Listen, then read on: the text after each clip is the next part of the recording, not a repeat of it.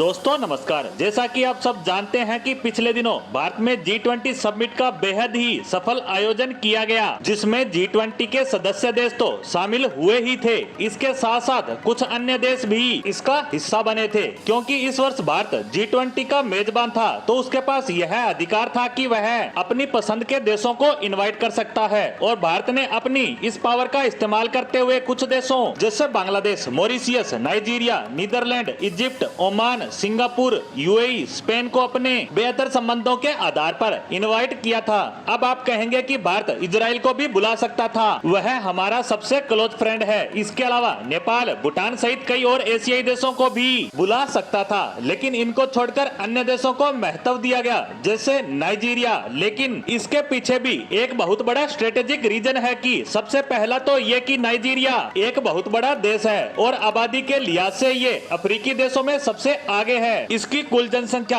23 करोड़ के करीब है, जो लगभग यंग है। इसीलिए कहा जा रहा है कि आने वाले समय में ये अफ्रीकी देशों में सबसे पावरफुल देश होगा। यह साउथ अफ्रीका को भी पछाड़ सकता है, क्योंकि इसके पास नेचुरल रिसोर्सेज के साथ साथ ह्यूमन रिसोर्सेज भी है। इसके अलावा राजनीतिक रूप से भी यह एक स्थिर देश है। इसीलिए नाइजीरिया पर पूरे विश्व की नजर है और भारत ने भी इसी चीज को ध्यान में रखते हुए नाइजीरिया को इनवाइट किया था। इसके अलावा भारत ने नाइजीरिया के लिए इन्वेस्टमेंट फोरम भी आयोजित किया था, जिसमें भारत के बड़े बड़े बिजनेसमैन आए थे और उन्होंने नाइजीरिया के राष्ट्रीय अध्यक्ष के सामने कहा था कि हम आपके देश में $14 बिलियन का निवेश करेंगे। यह नाइजीरिया जैसे देश के लिए बहुत ही बड़ी और विशालकाय अमाउंट है और इससे नाइजीरिया बहुत खुश है। और ये इसलिए है कि ये रकम चीन के इन्वेस्टमेंट के जैसी नहीं है कि जो लोन के रूप में होगी, जिसके बाद वे आपके महत्वपूर्ण पोर्ट, एयरपोर्ट और महत्वपूर्ण संस्थानों पर अपना अधिकार जमाते हैं, बल्कि भारतीय कंपनियां प्रॉपर रूप से वहां निवेश करेगी, वहां फैक्ट्रियां लगाएगी, जिससे लोगों को रोजगार मिलेगा और जिससे नाइजीरिया की इकोनॉमी तेजी से ग्रोथ करेगी। और इसीलिए इस वक्त नाइजीरिया में भारत की जमकर जय जयकार हो रही है और भारत को नाइजीरिया के स्ट्रेटेजिक अलाई के रूप में बताया जा रहा है। बात यहीं तक सीमित नहीं है। इन खबरों के बीच नाइजीरिया की तरफ से